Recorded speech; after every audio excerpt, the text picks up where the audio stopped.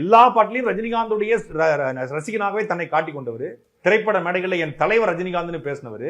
இப்ப மட்டும் எப்படி எம்ஜிஆர் வந்தாரு? ரஜினிகாந்தை வச்சு சினிமால பொழைச்சிட்டு, ரஜினிகாந்தை வச்சு சினிமால அடையாளப்பட்டுட்டு, இப்போ ரஜினிகாந்துக்கு எதிராகவே எப்ப கத்தி படத்துக்கு பிறகு ஒரு கிரேஸ் உருவாகுது இவருக்கு.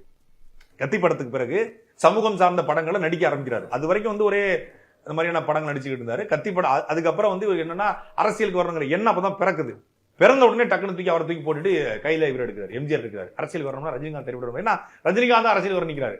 ரஜினிகாந்த் அரசியல் வரும்போது இவர் அரசியலுக்கு வரணும்னு ஆசைப்படும் போது ரஜினிகாந்த் எடுத்தா சரி வராது. அப்ப நம்ம எம்ஜிஆர் கையில் எடுப்போம். ஏன்னா எம்ஜிஆர் உயிரோடு இல்லை. சத்தியமா சொல்றேன், ஸ்டாலின் அவர்களும் உதயநிதி ஸ்டாலின் அவர்களும் எதிர்ப்பு தெரிவிக்கிறதுனா இந்த மாநாட்டின் மட்டும் ஒரு கருணாநிதி படத்தை போட்டிருப்போம். எதுக்காக போறாரு? 1967 வெற்றி பெற்றாருங்க. அதுவும் அந்த 15 ஆண்டுகள் ஆண்ட காங்கிரஸ் அண்ணாத்தோட வீழ்த்தினாரு. அதனால அண்ணா படம்.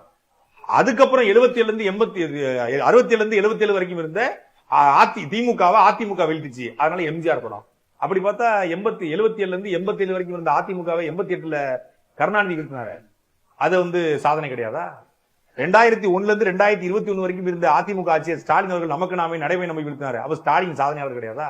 சாதனை பண்ண எல்லார படத்தையும் போடணும்னா இவங்க படத்தையும் தான் போடணும். அப்ப என்ன நீங்க சொல்ல விரும்புறீங்க? என்ன சொல்ல வரீங்க? ஏதாவது தெளிவு இருக்காங்க?